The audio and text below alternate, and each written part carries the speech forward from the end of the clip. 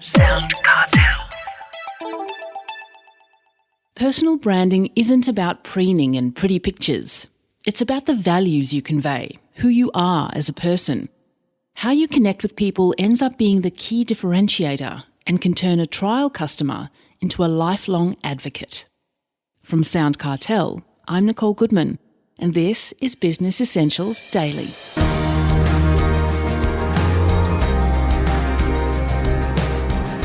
We all know it's important to build a business brand, but what about your personal brand?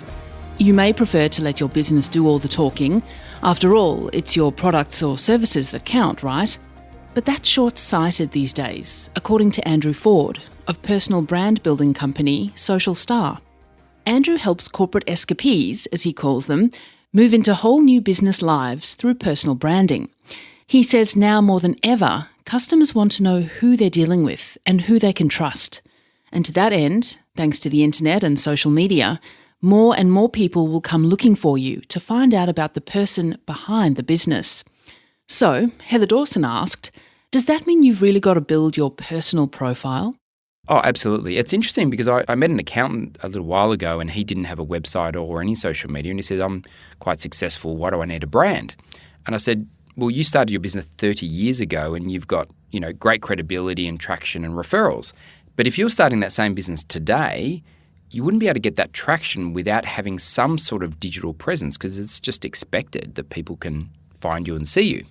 What's your track record? Where have you worked? Do you have a network that can respect and respond to you?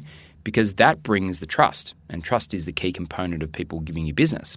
So without that personal brand, people can't qualify you and you haven't got that credibility. So it is essential, yeah. So what's the starting point in developing your personal brand then, Andrew? Because you say there's quite a bit of soul searching to be done. It's interesting. The starting point is your name and your digital presence, but that's actually the middle of our process. The very start of our process is figuring out what you want your brand to be. And that's actually where most people get stuck. And so when people first start, they need to understand what they want to achieve. So we go into their core values. We drill down into their personality, their life stage and their resources to figure out, well, what is your career journey? And what is the best time to do it? Start a business if you want to do that. What is the best next step? But we take a long approach. We look at 10, 15, 20 years out in order to make sure we're setting up for success, not just for your work, but for your life. That's what you do at Social Star. Absolutely. We have a 4-part process. It's a 3-month process of branding. The first month is all about you, figuring out what you're trying to do, plan it, arrange it, document it, because people often know, oh, yeah, I know what I'm like. I go, great, tell me in 100 words. Show me a photo of what that looks like, but they can't articulate it. And so we spend that part of the process, then we build it for them in digital, websites and so forth, and then we help them to market and sell it, because often people are experts at what they do, but they're not experts at sales and marketing. So what are you actually suggesting? Do people need to have their own personal website aligned with their business website, or a web page about themselves, or should it all be incorporated into the same website? Yeah, it's a really good question, because people often get surprised when I say a personal website's a really good asset. Now, why do I need that? And when I said it all starts with you and your brand, generally, most people we work with are information professionals. They're people who are great at what they do. They might have done it in corporate for a long time, want to start their own business. Or they're going into a new field. Either way, they're not known with their target market because they don't have the big name behind them. So the first thing that we need to do is establish their online presence, their name.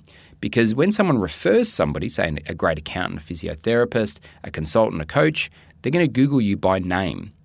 And do you appear in Google? So if you don't appear in Google, first of all, you're not going to get the referral. You're not going to get the business. Second of all, if you appear but it's your Facebook page with your holiday family snaps, that's not going to assist you in establishing trust in order to get the business, so you lose it there.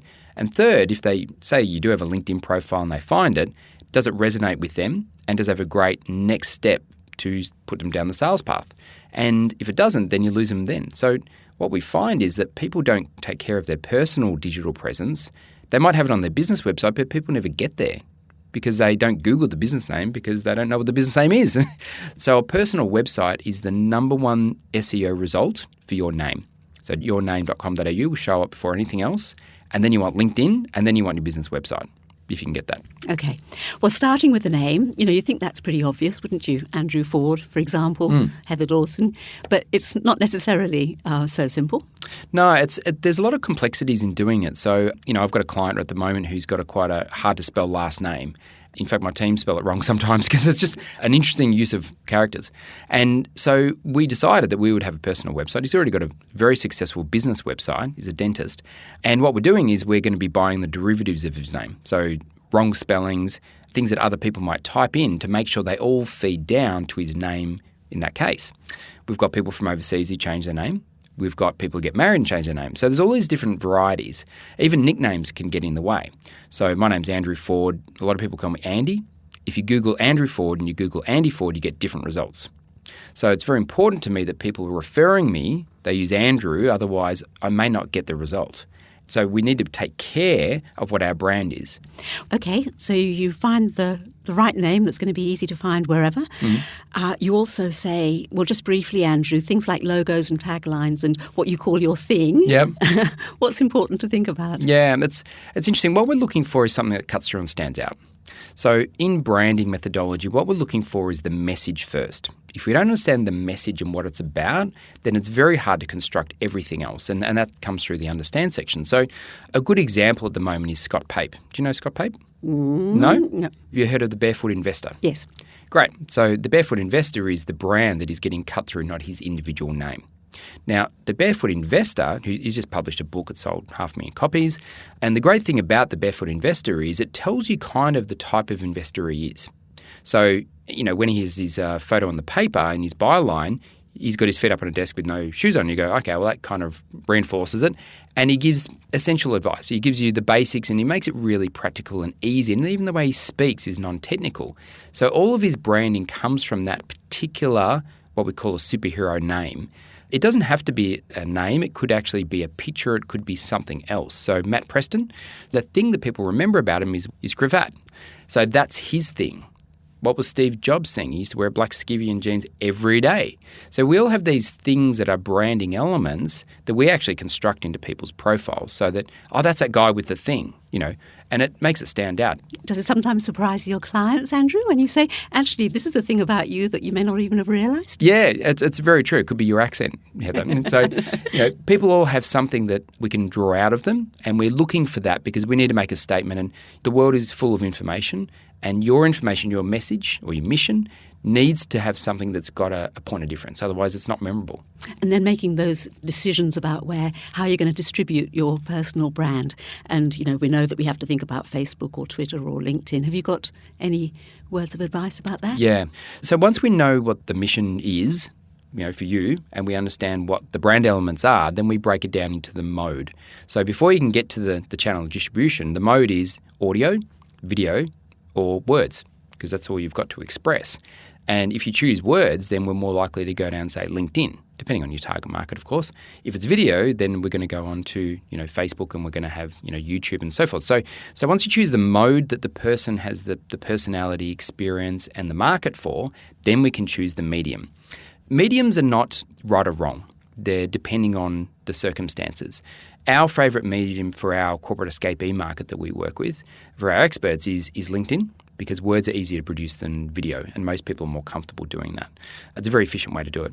But we also like audio because it's a great, personal mechanism, as we know from this show. And then we go down to the video path last because it's people have to warm up to that and be comfortable to do. Okay. And finally, leveraging your brand, Andrew, and you say finding your voice. What are your key messages around that? Look, when we've got the medium right, it's about putting your content out there in a regular way, but it always goes back to what are you trying to say?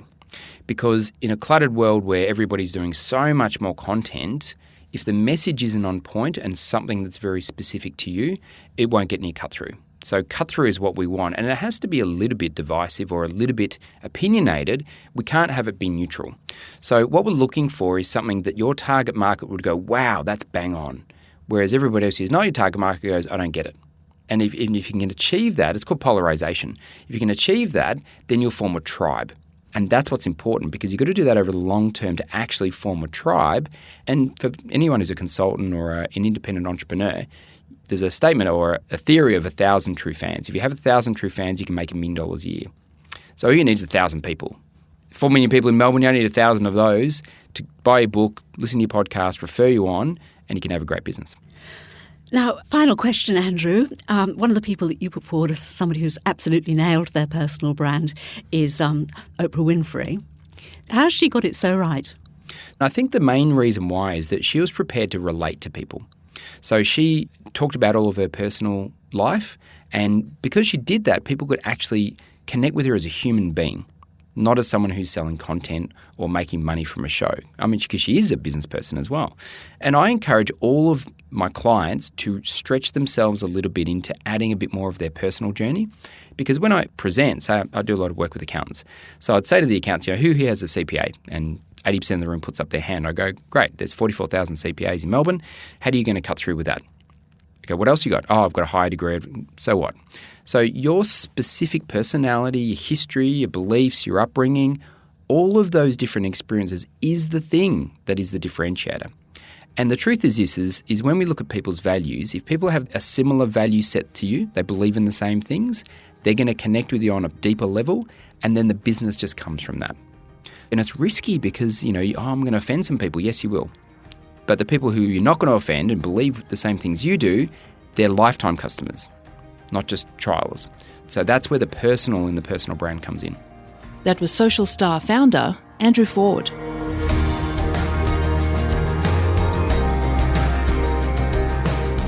This episode of Business Essentials Daily is produced by the team at SoundCartel. Thanks for listening. I'm Nicole Goodman. We'll bring you more Be Daily tomorrow.